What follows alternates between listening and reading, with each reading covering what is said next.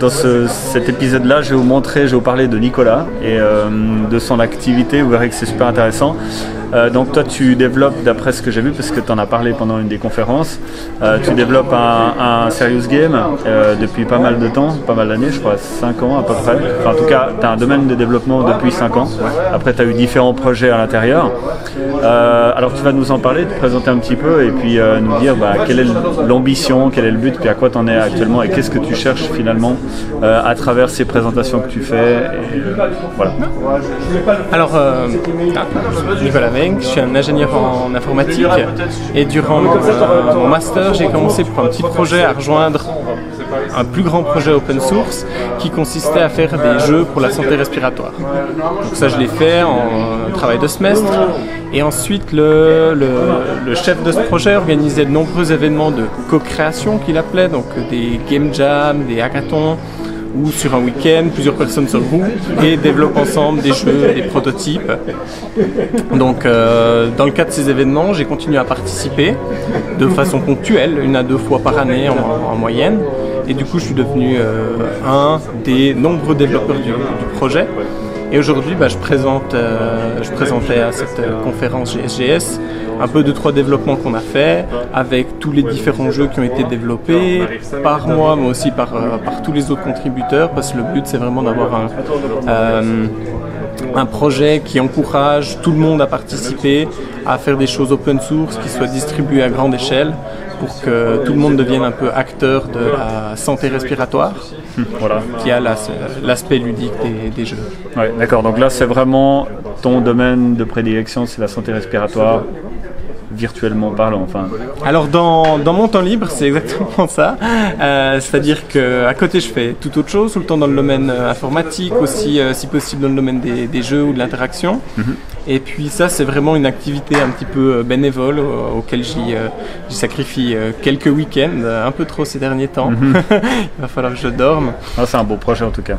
Mais c'est tout le temps des événements super riches où il y a des gens de différents milieux qui se rejoignent et puis on apprend beaucoup, autant d'un point de vue professionnel que d'un point de vue humain, que d'un point de vue social.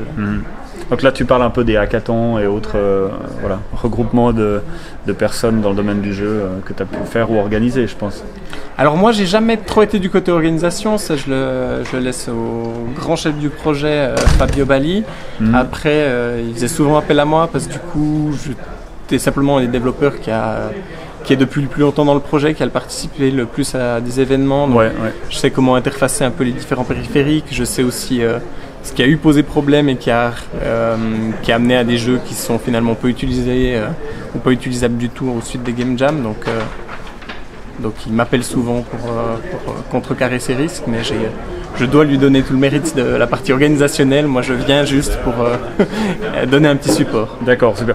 On va parler un peu de l'application. On va voir qu'il y a 2 jeux, justement. Et puis surtout, il y a un device. C'est un des trucs vraiment intéressants à constater. En fait, c'est justement l'interaction homme-machine qui se fait pas avec une simple manette, mais qui est utilise un device qui est spécifique aux problèmes respiratoires. Donc là, ce que je vais montrer, c'est un des premiers jeux qui a été fait. C'est un jeu qui était vraiment basé pour suivre un exercice très précis de thérapie respiratoire pour les enfants qui souffrent de mucoviscidose. C'est pas forcément le plus fun de tous les jeux. Après, je vais montrer un jeu qui est un petit peu plus interactif, plus intéressant d'un point de vue game design et puis de motivation pour l'enfant. Mais ça, c'était déjà un premier pas sur ce que les thérapeutes voulaient atteindre et aussi pour permettre d'apprendre ces exercices qui ne sont pas forcément faciles, peut-être à un très jeune public, vu que c'est une maladie qui est détectée à la naissance. Donc très tôt, ils doivent apprendre à faire ces exercices. D'accord, alors on va voir un petit peu ça. Donc là, c'est développé sur Unity. Exactement, donc la plupart de nos jeux, ils sont encore à l'état de prototypes, donc on les monte tout le temps dans l'environnement de développement. Ici, le scénario de base, on doit par exemple collecter des étoiles pour débloquer le trident de Poséidon qui a été volé. Okay. Après, on peut imaginer différents niveaux avec différents autres objets à collecter pour avoir une plus grande longévité. Là, on est dans une phase de calibration. Donc d'abord, je dois mesurer toute ma capacité pulmonaire à l'aide de ce petit périphérique qui a aussi été développé, qui est aussi distribué en open design, et puis qu'on va essayer de faire à plus grande échelle pour pouvoir simplement réduire les coûts de production. Donc là, il est imprimé en 3D, en fait, simplement on trouve les plans. Ouais, voilà. Exactement. Et puis après, il y a un petit kit électronique qu'on peut acheter les composants et les assembler soi-même. C'est un peu ça c'est exactement le but. Alors, on essaie de viser un coût de production à 25 francs pour vraiment que le plus de familles possible puissent l'acheter ou le produire eux-mêmes même. Je peux juste le montrer un petit peu plus. Je peux le montrer plus près. Ok, c'est vraiment très intéressant. Et là, actuellement, ce qu'on vit, c'est quelque chose du plus simple possible, le moins cher possible, et aussi le plus ludique. Donc ça, c'est vraiment un premier prototype. Mais on a déjà un autre design qui, sauf erreur, est déjà prêt au Canada, qui permettrait directement de le tenir à une seule main, sans fil, avec une batterie intégrée, et avec 2-3 boutons pour directement pouvoir créer des actions en jeu d'une seule main, et puis qu'à la fois ça devienne le périphérique dans lequel on respire, mais aussi un contrôleur de jeu directement. Ok. Alors on va voir ça, tu vas le calibrer la première fois donc.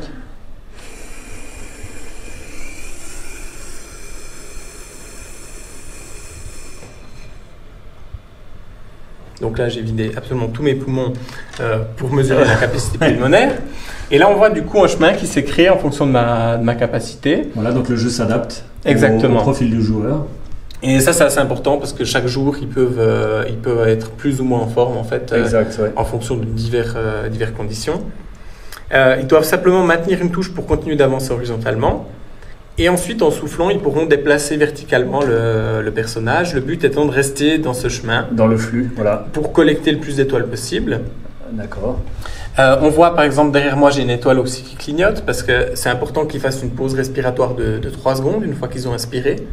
Donc là, vu que j'ai tout le temps pas expiré dans le périphérique, le jeu considère que cette pause est atteinte.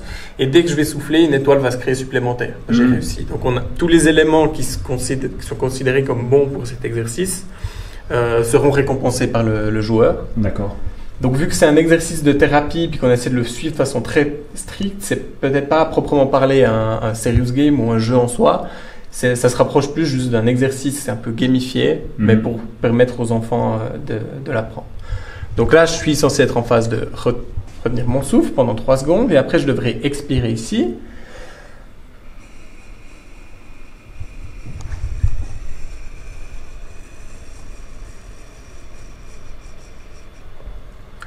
J'inspire et je reprends mon souffle. Il faut vraiment expirer au bon rythme. Si j'expire plus vite, le personnage va descendre plus lentement. Exact. Donc je peux essayer de faire des tests. Voilà, là on voit que tu descends un peu plus brutalement. Et quand on collecte assez d'étoiles, on a simplement la jauge qui se remplit.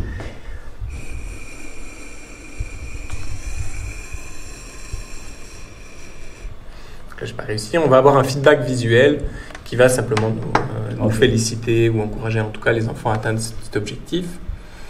Et en fin de session, on peut voir la durée de l'exercice qu'on a fait et le nombre de grandes étoiles qu'on a réussi à accomplir aussi pour avoir une petite idée de nos performances, mais sans avoir des chiffres très compliqués pour des très jeunes enfants. D'accord. Vraiment intéressant. Là, tu vas nous montrer le deuxième jeu, c'est ça? Voilà. Donc là, c'est plus un jeu de tir, d'après ce que j'ai pu voir, un peu façon R-Type. Donc là, c'est typiquement un peu plus un jeu, en fait. Les feedbacks qu'on avait avant, c'est que le jeu que je viens de montrer, c'est un premier pas. Ça a son public, entre guillemets, mais c'est pas des plus intéressants. Déjà, ça intéresse peu de développeurs lors de Game Jam ou autre, de faire quelque chose qui est aussi strict, aussi structuré. Ensuite, les enfants, quand ils jouent, ils s'amusent pas tant que ça parce qu'il n'y a pas beaucoup de liberté d'un point de vue game design ou interaction. C'est la grande difficulté commune à tous ces jeux. Exactement. Et les thérapeutes, au final, ils ont l'exercice qu'ils demandaient, c'est sûr, mais ce qu'ils nous ont dit, c'est que pour eux, ce qui compte vraiment, si grâce au jeu, les enfants arrivent à souffler 2 fois 5 minutes, ne serait-ce qu'au début par jour, ce serait déjà génial. Ouais. Parce que le problème, c'est pas qu'ils font mal leur exercice, c'est qu'ils le font pas. Ils le font juste pas. Ou en tout cas, pas tout le temps. Et c'est là-dessus qu'on essaie de travailler. Donc là, c'est un peu une win-win-win situation parce que On a les développeurs dans le cadre de Game Jam ou d'autres événements de co-création qui seront beaucoup plus motivés, qui auront plus d'idées nouvelles et puis ça va produire plus de jeux riches. Oui. On a les enfants qui s'amuseront plus et au final pour le thérapeute ils auront simplement une plus grande adhérence et les enfants pourront aussi via ces jeux apprendre à réguler un petit peu leur respiration même s'ils peuvent sortir des cadres très stricts d'un exercice. Okay. Donc j'ai montré le principe, c'est tout simple. On expire, ça va tirer des missiles, des rayons laser, peu importe. Ouais. Et quand on inspire, quand on retient notre souffle, il y a simplement des ennemis qui vont apparaître. Donc quand on expire, les ennemis arrêtent d'apparaître. Il faut juste détruire tous ceux qu'on a réussi à faire apparaître en retenant notre souffle. Donc c'est parti.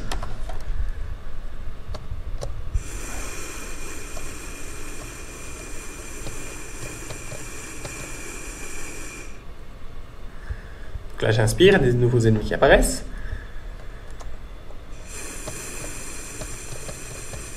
Ah oui, c'est très clair, hein, la différence de densité. Hein. Donc là, c'est tout sur trouver un bon rythme, un bon milieu qui nous permet, sans être essoufflé, d'arriver à nettoyer la vague d'ennemis en cours, d'en avoir suffisamment pour que ce soit un peu un challenge. Exact. Et là, c'est vraiment pas le vaisseau là. Non, exactement. Ouais, Pour le moment, on n'a pas encore mis il n'y a pas non plus de notion de vie. C'est aussi assez important. C'est moins stressant. C'est moins stressant. Vu que c'est quand même basé sur la respiration, il ne faut pas encourager à faire de l'hyperventilation, ce genre de choses. Et je dois admettre que même moi, en testant la plupart des jeux, si je les teste pour 5 minutes, j'ai la tête qui tourne complètement. Ce qu'il faut se dire, c'est des enfants qui ont aussi des capacités respiratoires presque hors normes. Au final, ils connaissent beaucoup mieux leur souffle que n'importe qui. Donc, pour beaucoup de personnes, ils ne pourront pas y arriver alors qu'ils sont considérés comme en bonne santé puis en ayant des bons poumons. Mais très vite, ils auront mal à la tête, ils ne sauront pas réguler ce genre de choses. Donc, c'est aussi assez intéressant de voir cet aspect et puis de ne pas non plus sous-estimer leur capacité, disons. Ouais. Tu peux nous refaire encore une petite démo là ? Ouais.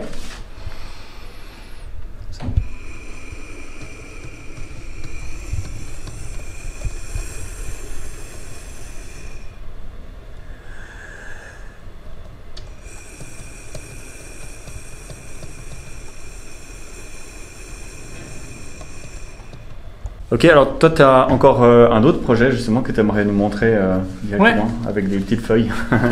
Donc du coup, il faut savoir que Breathing Game, ça fait 5 ans que ça existe. Il y a plus de 19 jeux qui ont été développés. 13 existent encore, sont encore en développement. Donc là, j'en ai montré 2 qui utilisaient vraiment le périphérique. Ouais. Mais on a aussi des jeux plus éducatifs qui utilisent aucun périphérique ou peut-être juste un ordinateur. Et là, on a un prototype vraiment papier d'un jeu qui a été créé suite à une Game Jam en avril de cette année, où on a eu la possibilité de travailler avec des adolescents et jeunes adultes qui souffrent de mucoviscidose et leur demander quel était leur vrai problème, enfin qu'est-ce qu'ils rencontraient le plus grande difficulté par rapport à la maladie. Ouais. Et ce qu'ils disaient, c'est qu'ils ont de la peine des fois peut-être à transmettre vraiment ce que c'est que de vivre avec la maladie. Il y a des flyers qui expliquent les symptômes, les différentes problématiques, mais qu'est-ce que c'est vraiment que la vie de tous les jours? Et puis aussi de voir que c'est pas tout le temps noir ou blanc. Mm-hmm. Donc on est parti sur une idée de jeu qui se base sur des petites situations de la vie de tous les jours, avec à chaque fois 2 jeux.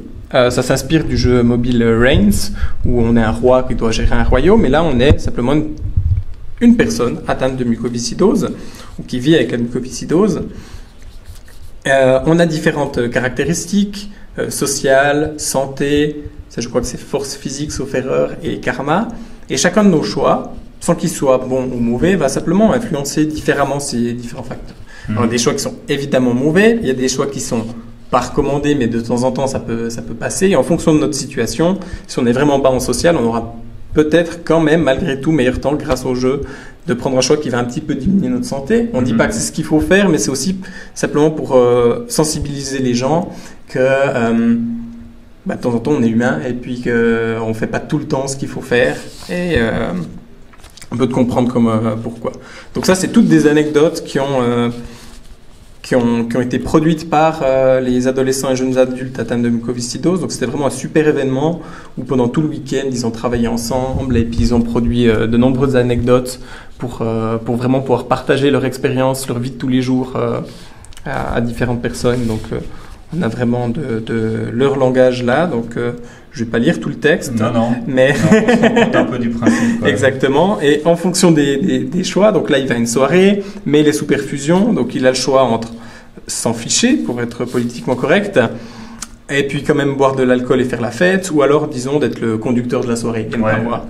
Et en fonction de ça, alors ça c'est juste pour montrer ce que ça pourrait faire, ça va augmenter s'il choisit de boire de l'alcool, peut-être un peu en social, mais il va perdre en santé et puis en force. Et puis s'il est le conducteur, lui il va rien perdre nulle part, par contre il va même gagner en karma. D'accord, ok. C'est le genre de mécanique. Et en fonction de quand on aurait cette carte dans le jeu, on aurait peut-être de temps en temps quand même meilleur temps de boire de l'alcool, même si c'est pas forcément ce qu'un enfant atteint de mucoviscidose aurait meilleur temps de faire, mais ça nous permet de comprendre que de temps en temps, ils sont face à des choix de vie qui les incitent quand même clairement à prendre cette option plutôt qu'une autre, parce que c'est avant tout des enfants, des adolescents, des jeunes adultes, avant d'être juste des malades. En tout cas, merci pour la présentation de tes projets. Si aujourd'hui tu devais justement faire une réclamation, une demande Internet, qu'est-ce que tu recherches fondamentalement pour avancer, pour aller plus vite dans ces projets? J'imagine des gens, j'imagine éventuellement des investisseurs. Ouais, donc, alors... tu as peut-être une idée bien plus précise que moi qui suis de l'extérieur pour... Alors, ce qu'on recherche du coup dans l'ensemble pour Breathing Games, parce qu'après tout je suis juste qu'un seul contributeur, c'est des gens qui sont intéressés, donc tout le monde qui peut être intéressé, qui a des connaissances en développement de jeux peut-être, graphisme, sound designer, mais peut-être aussi des cliniciens, ou voire même des économistes, vu que c'est un projet open source, c'est quand même tout le temps difficile de pouvoir réunir des fonds pour organiser ce genre d'événement de co-création qui demande quand même une certaine logistique. Donc tout le monde qui peut potentiellement être intéressé par ce projet puis qui pourrait sentir bénéficiaire de participer à ce genre d'événement et éventuellement bien entendu les bienvenus. Puis le message de la fin que je pourrais dire par rapport à ça, c'est que au final, sur 10 personnes dans le monde, il y en a 9 qui respirent de l'air pollué et en tout cas 2 qui vivent avec une maladie chronique respiratoire. Donc la santé respiratoire, c'est quand même une préoccupation qui devrait être au cœur de tout un chacun. Et peut-être la phrase de la fin, c'est qu'après tout, on pourrait tous devenir acteurs de notre propre santé respiratoire. Par peut-être le biais de développement de jeux, mais aussi peut-être toute autre activité. En tout cas, c'est quelque chose à, je pense, garder en tête. À réfléchir.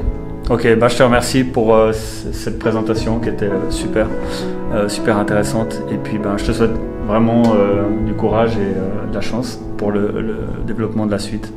Donc moi, je vais mettre toutes tes indications, toutes les informations nécessaires pour te contacter sous la vidéo. Donc vous irez faire un petit tour sous la vidéo. Et puis, si vous désirez rentrer en contact et apporter votre soutien. Voilà. Et puis peut-être que ces informations ne seront pas forcément à mon nom, vu que je ne suis pas le leader du projet. Je vais peut-être aussi transmettre les informations de Fabio Bali. Donc si vous ne voyez pas Nicolas marqué, c'est normal. Très bien. Merci Nicolas.